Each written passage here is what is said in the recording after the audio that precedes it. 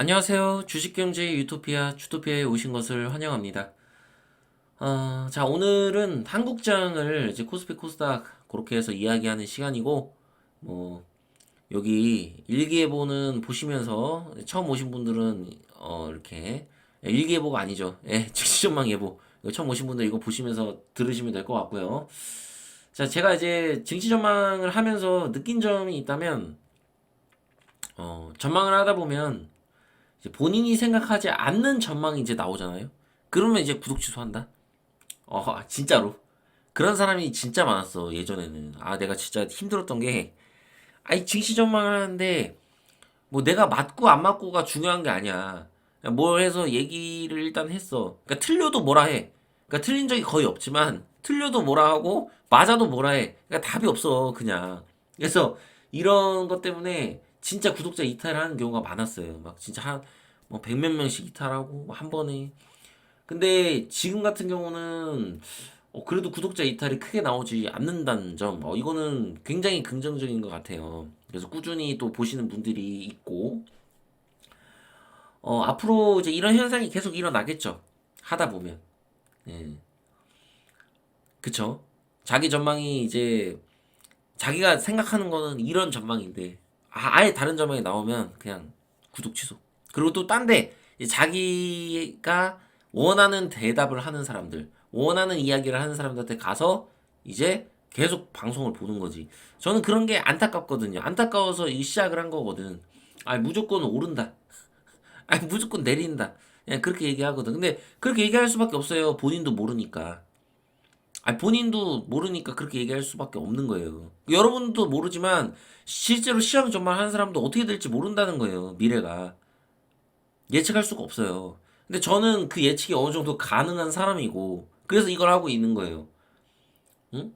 제가 여러분들한테 이야기하는 이 시황 전망에 대해서 여러분들은 어느 정도 이해를 하실 수준 정도는 돼야 돼요. 어느 정도 내가 최소한의 공부를 했다면 이해를 할 수가 있거든. 여러분들이 아예 이해가 안 된다면 진짜 여러분들이 투자하는 습관이나 여러분들이 내가 진짜 공부를 조금 열심히 했나? 이런 거에 대해서 좀 되돌아볼 필요성이 있고요. 그리고 팩트를 한 가지 말씀드리면 뭐 최근에 댓글로 뭐 이게 증권맨보다 뭐 시황을 잘한다 이렇게 또 댓글을 달아주신 분들도 있고 또 평소에도 감사하다고 이렇게 댓글을 남겨주시는 분들이 있는데 이런 것들 되게 감사해요 댓글들. 근데 제가 이런 거 뭐 댓글 조작하거나 이런 게 하나도 없어요. 제가 처음부터 여러분들한테 말씀드렸지만 이렇게 시황할 수 있는 사람 자체가 극소수예요. 여러분들이 진짜 비싼 돈 주고 뭐 증권사든 투자자문 회사든 가서 시황 정보를 직접 받아보시면 그 현실을 깨닫게 돼요.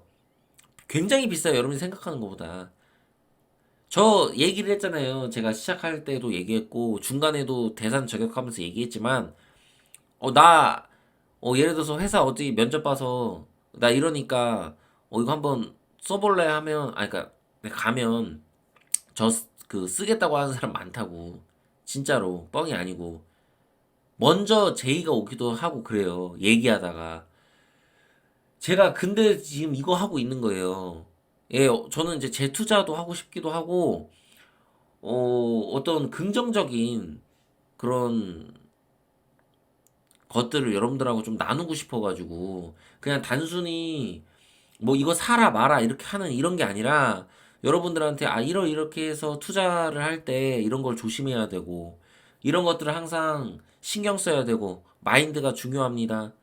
그냥 진짜 본질적인 것들을 여러분들한테 얘기하고 그런 것들을 나누면서 서로 윈윈하면서 이렇게 그 지금 채널을 운영하고 싶은 거죠. 유튜브 채널을. 그래서 뭐 제 실력도 굳이 따지자면 유튜브 안에서만 제가 얘기하면 뭐 제 고수분들도 있을 수 있으니까 솔직히 탑 3 안에는 무조건 들거든요. 이 시황전망에 대해서는. 그래서 여러분들이 무료로 보고 있지만 이런 가치가 결코 작은 게 아니에요. 그리고 한국 같은 경우는 금융위기가 올 수 있다는 가능성이 명백한 사실이에요. 이게 그냥 뭐 상상을 하는 게 아니에요. 그러니까 여러분들이 어떤 기준과 원칙 없이 무조건 간다.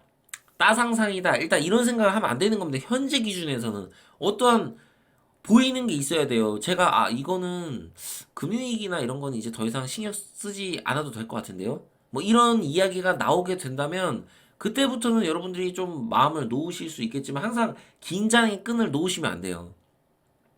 예. 이번에 이란 전쟁, 이스라엘 전쟁이 이렇게 터졌을 때 팔레스타인이랑 여러분들 중에서 물리신 분들은 진짜 마음 알이 많이 했을 거예요. 예, 굉장히 힘드셨을 거라고. 금융위기 오면 이거보다 더 힘들어요. 그러니까 내가 어떤 최악의 가능성에 대해서 항상 생각하고 여러분이 심하게 물리지 않도록 그런 좀 훈련을 하셔야 돼요. 뭐 돈을 벌고 이런 게 중요한 게 아니라 일단 물리지 않는 습관부터 여러분들이 조금 가지셨으면 좋겠어요. 손절이라는 거를 명확히 하셔서. 그래서 이런 말씀 좀 드리고 싶었고 앞으로 구독자가 이제 1000명 이상 좀 넘게 되면 그때 이제 실시간 스트리밍 한번 진행하려고 해요. 원래 11월에 하려고 했는데 그것보다는 만들 영상들도 있고 뭐 11월이든 12월이든 제가 금융위기에 대한 영상도 만들 거고 뭐 대공황에 대한 영상도 만들 거고 또 다른 영상을 또 만들려고 해요. 여러분들 또 뭐 공부하는 데 도움되는 그런 영상들 있죠. 그거 만들려고 계획 중이니까 참고해 주시면 될 것 같고 이제 멤버십도 제가 이제 열 생각이라서 고민이 많아요. 그래서 여러분들도 의견 있으시면 뭐 댓글로 하셔도 되고 나중에 실시간 스트리밍 할 때 그런 이제 뭐 멤버십에 대한 부분들 이런 것들 의견 주실 수 있는 분들은 좀 주시면 감사할 것 같습니다. 구독과 좋아요 알림 설정 부탁드리고요. 지금부터 증시 전망 시작하겠습니다. 자, 미국 언론에서 이제 미중 회담 평가가 낮은 기대치 설정, 뭐 만남 자체에 뭐 상징적인 의미가 있다 이렇게 기사가 나왔습니다. 사실 그냥 이렇게 그냥 이렇게 생각하시면 돼요. 그냥 별거 없었어요. 별거 없었고, 그냥 최악으로 가지만 않을 것 같다 이런 뉘앙스만 준 그런 느낌이었어요. 이해 가시겠죠? 그러니까 이게 쉽게 해결되지는 않을 것 같습니다. 단기간에. 예. 좀 시간이 걸릴 것 같아요. 그러니까 이제 증시에도 반응이 오는 거죠. 증시가 못 올라죠. 이게 호재였는데 이게 기대치보다 못한 이제 그런 만남이 되어버리니까 약간 잘못된 만남이 되어버려서 조금 식었죠. 예. 뭐 이거에 대해서 더 이상 뭐 이야기할 건 없을 것 같습니다. 그래서 결과적으로는 증시가 갈 수 있는 그런 어떤 동력 중에 하나였는데 호재 중 하나였는데 그게 이제 허무하게 이렇게 끝나게 됐죠. 자, 그리고 이제 연준의 쿡 이사가 긴축 금융 환경 따른 급격한 경기 침체를 뭐 대비해야 된다고 얘기합니다. 예. 아니 이게 이렇게 생각하시면 돼요. 응? 제가 나스닥 전망할 때 말씀드렸지만 일단 80년 동안 한 번도 없었어요. 인플레이션을 잡으려고 금리를 올렸을 때 경기 침체가 안 온 적이 한 번도 없었어요. 근데 여러분 이게 일리가 있는 이유가 있어요. 어떠한 통화 정책이든 아니면 뭐 경제 정책이든 예? 어떠한 정책을 폈을 때 반드시 그에 따른 대가를 치르게 돼 있어요. 이게 기본적인 어떤 경제 정책의 원리라고 생각하시면 돼요. 경제를 살리기 위해서 어떤 정책을 필 거 아니에요. 아니면 경제를 더 부흥시키기 위해서. 그럼 무언가 대가는 반드시 온다는 얘기예요. 예를 들어서 우리가 부자를 뭐 부자 감세 이런 얘기 있잖아요. 부자 감세를 했을 때 긍정적인 어떤 효과도 있겠지만 그에 따른 부정적인 효과도 반드시 찾아온다. 무언가를 얻으면 무언가를 잃을 수밖에 없다.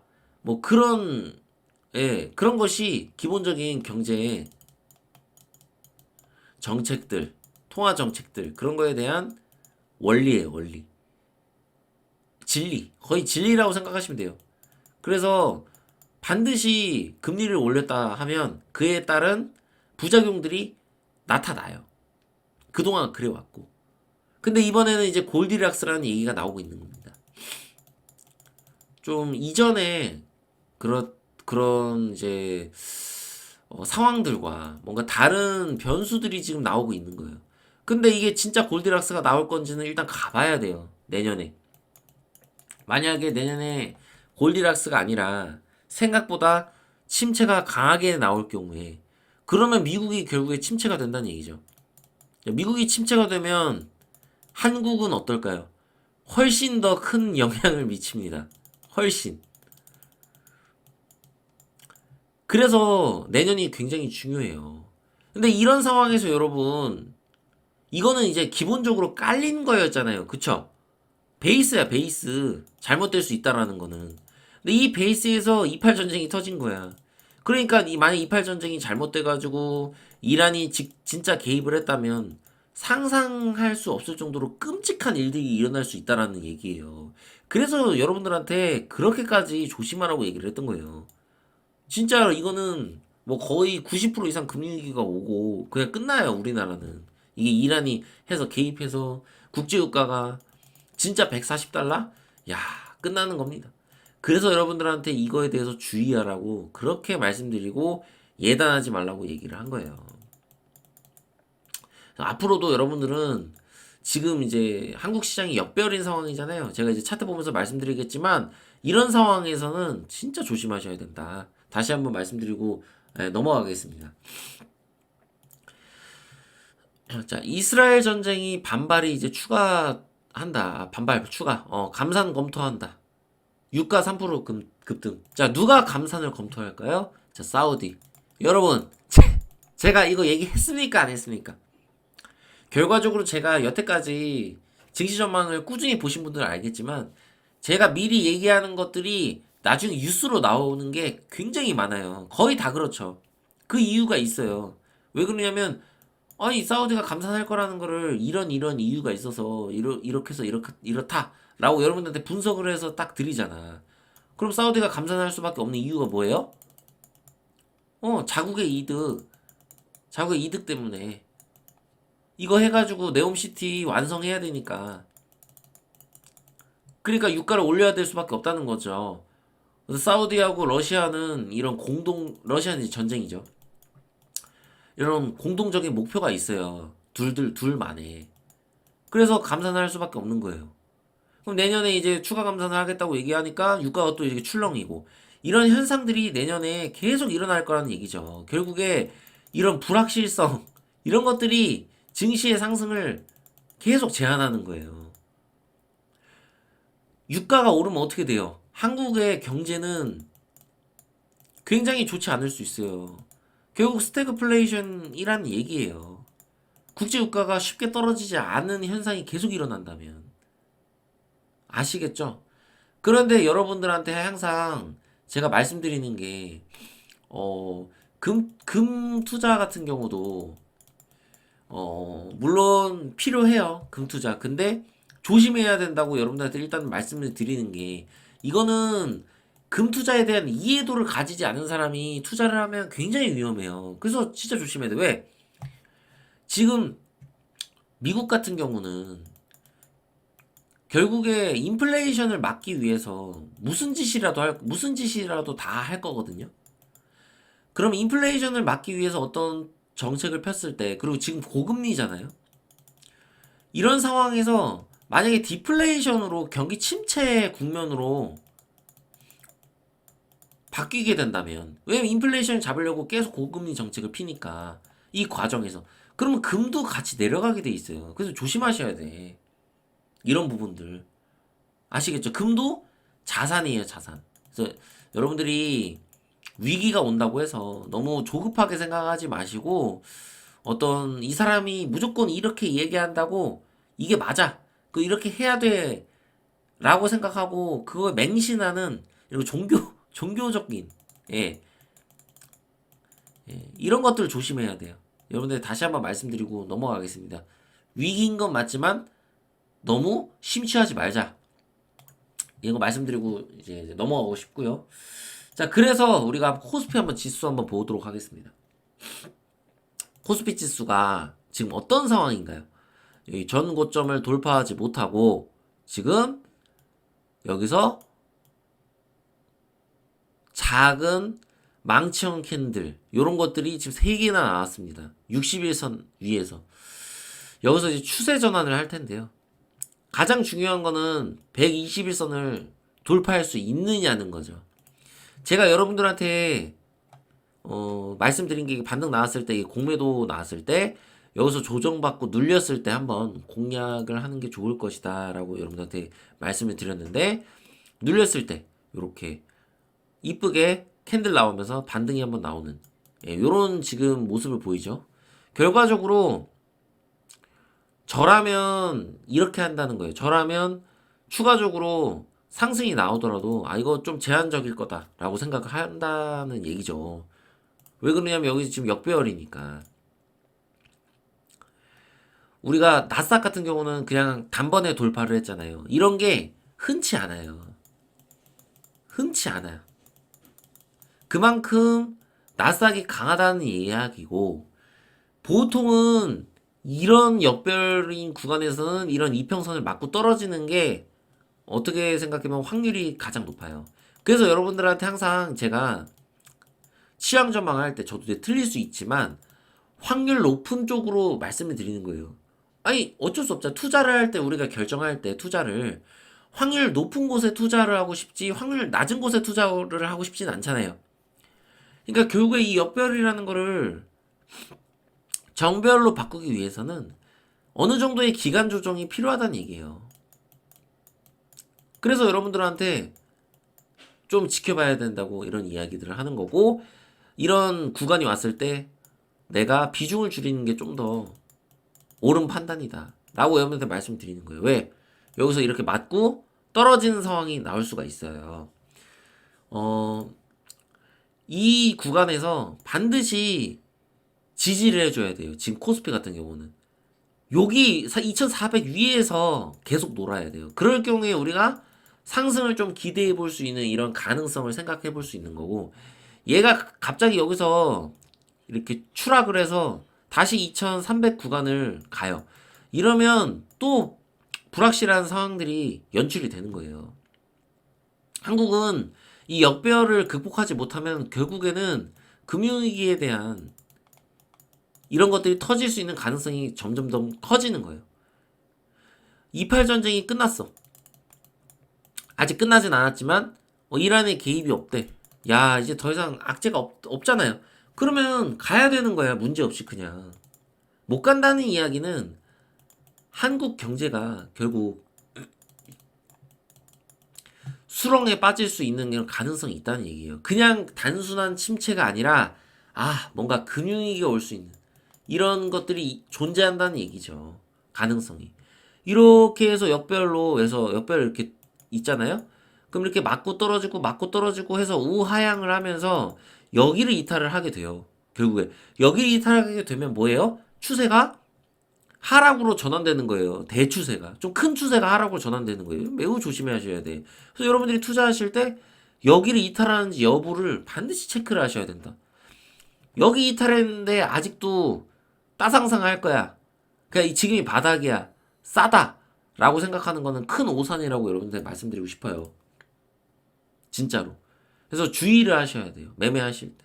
그렇지만 지금 매매를 할 수 있는 구간이냐 없는 구간이냐 라고 여러분들한테 조금 만약에 질문을 받는다면 저는 매매가 가능한 구간이라고 저는 생각합니다. 왜 그러냐면 지금 주식들이 많이 떨어진 건 사실이에요. 예, 코스닥 한번 보면서 제가 말씀드릴 텐데, 코스닥 보면 생각보다 반등이 작았죠. 그쵸? 이게 굉장히 많이 떨어졌죠. 왜 그래요? 에코프로가 오르지 못하니까. 2차전지 관련주가 오르지 못하면서 2차전지가 오르면서 코스닥을 심하게 올렸잖아요. 그래서 올해 코스닥 상승률이 코스피보다 훨씬 더 높았죠. 그러니까 그에 따른 리바운드 현상이 일어나는 겁니다.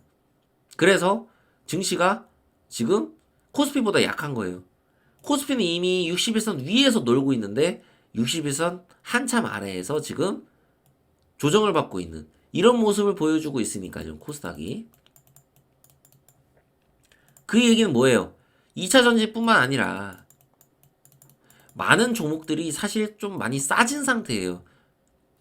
2023년 1월 이 공포의 구간 이때하고 큰 차이가 없어요. 그 SVB 은행 파산 사태 일어났을 때 이때보다 오히려 주가가 낮죠. 비슷하거나 낮아요.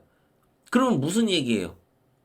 지금 많은 종목들이 어떻게 생각해보면 매수의 기회로 생각할 수 있는 그런 구간이에요. 그러니까 애매한 구간이죠. 자, 매수의 기회로 생각할 수 있는데 분명히 막 PBR 같은 것도 굉장히 많이 떨어진 거 많아요. 여러분들 진짜 찾아보시면. 근데 이제 금융위기에 대한 가능성이 상존한다는 얘기죠. 이거 28 전쟁하고 똑같아요. 이렇게 좀 접근을 하시면 돼요. 얘가 결국에는 이 장기 이평선들을 뚫고 올라가서 정배열을 일단 만들어야 돼.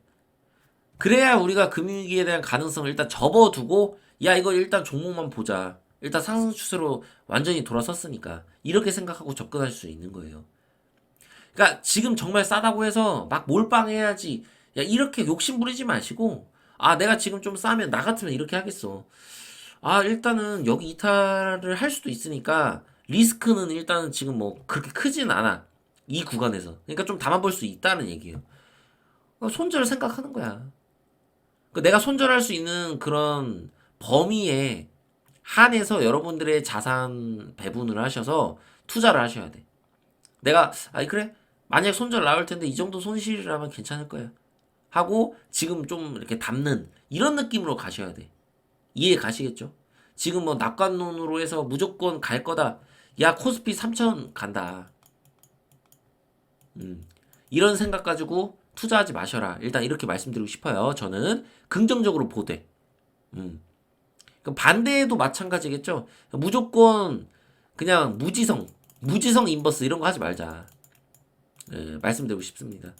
지금 변곡점이에요. 여기에서 이걸 이탈하느냐 아니면 이거를 돌파하고 정배열로 전환하느냐 이런 국면에 있고 그 나스닥보다 지금 한참 약해요. 자, 나스닥은 이미 지금 주가가 여기까지 가 있잖아요. 굳이 따지면. 그쵸? 지금 근데 코스닥은 어때요? 못 올라가고 있죠. 이런 괴리감이 있는 거예요. 나스닥은 이미 정배열로 돌리고 있어요. 아직 정배열은 아니지만 정배열로 돌리고 있어요. 현재 기준에서. 근데 코스닥은 여기까지도 못 갔어. 그 무슨 얘기야? 나스닥이 만약에 혹시라도 밀리면 추가 하락이 있을 수 있다는 얘기예요. 지금 현재 나스닥이 여기 있는데 여기서 나스닥이 반 정도 밀려서 여기까지 왔는데 코스닥은 이미 전저점을 이탈할 위기에 막 처해 있고 왜냐면 코스닥이 훨씬 더 약하니까. 이렇게 약한 이유는 결국에 한국의 어떤 금융 리스크 때문에 그런 거예요. 이 부분들을 여러분들 참고하셔야 됩니다. 큰 손에 수급이 들어오지 않는 거예요. 이해 가시겠죠? 자, 이제 일단은 에코프로를 한번 볼게요, 제가. 에코프로 어때요? 역배열인 상황이죠. 자, 에코프로가 코스닥을 이끌고 있습니다. 현재까지도. 얘가 올라야 돼요. 그래야 코스닥이 오르는데 역배열 구간입니다. 여기서 좀처럼 회복을 하지 못하고 있어요. 그리고 지금 역배열인데 21선도 또 이탈을 했네. 이 얘기는 무슨 얘기예요? 여기 21선 다시 올려줘야 된다는 얘기예요. 양봉으로. 이러지 못하면 이 저점을 이탈할 수도 있는 가능성이 지금 있어요. 에코프로는. 얘가 저점을 이탈한다면 코스닥은 약할 수 있겠죠. 만약 얘가 저점을 이탈을 했는데 코스닥이 올라. 이 얘기는 무슨 얘기야? 이제 대장이었던 2023년에 대장이었던 에코프로가 대장 자리를 다른 종목에게 넘겨줬다는 얘기예요. 그러니까 챔피언의 타이틀을 이제 넘겨줬다 이렇게 생각하시면 돼요. 그럼 그때부터는 이제 리밸런싱에 대한 그런 것이 이제 끝났다. 어느 정도 이렇게 볼 수도 있겠죠. 하지만 지금 제가 흐름을 봤을 때는 결국 2차 전지가 내리면 코스닥도 지금 내릴 수 있는 이런 상황에 놓여 있어요. 그래서 좀 횡보하는 구간이 필요합니다. 이렇게 이해하시면 될 것 같고 에코프로 같은 경우는 제가 종목에 대해서 추천을 하는 건 절대 아니지만 솔직히 얘기해서 저 같으면 안 해요. 예, 이런 거 안 합니다. 예, 이때부터 저는 뭐 항상 말씀드렸죠. 에코프로 하지 말라고. 전 절대 안 해요. 다른 거 할 거 많은데 뭐 하려고 에코프로에서 대박을 또 노립니까? 이미 다 해먹은 종목을. 그죠? 그래서 에코프로 같은 거 여러분들이 너무 집착하지 않으셨으면 좋겠고요. 삼성전자 보겠어요. 삼성전자는 너무 좋은 흐름을 보이고 있죠? 고점 돌파하면 주가가 업그레이드 될 수 있는 그런 가능성이 열리는 겁니다. 하지만 여기를 맞고 떨어질 가능성을 우리가 배제할 수가 없는 거예요. 이거 지켜봐야 돼요. 만약에 삼성전자가 고점을 돌파했어. 그럼 우린 뭐라고 생각해야 돼요? 아, 최소한 반도체는 좀 강할 수도 있겠구나. 이렇게 생각하셔야 됩니다. 그리고 코스피가 생각보다 지금 전저점을 지켜줄 가능성이 높겠구나라고 우리가 생각해야 됩니다. 그래서 삼성전자의 추이를 우리가 반드시 지켜봐야 되고, 현재 삼성전자 같은 경우는 일단은 수급적인 측면으로 봤을 때도 좋아요. 삼성전자가 올라야 결국에 시장을 이끌 수 있기 때문에 지금 보시면 굉장히 좋죠. 수급 보시면 최근에 외인이 계속 삽니다. 그쵸?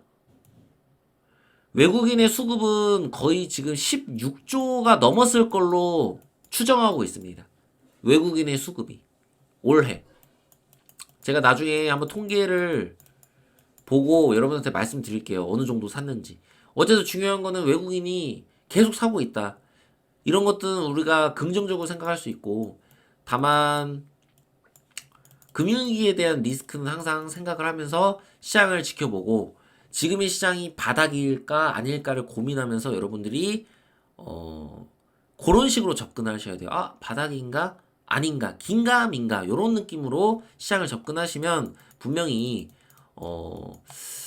잘 대응하실 수 있을 거라고 저는 생각합니다.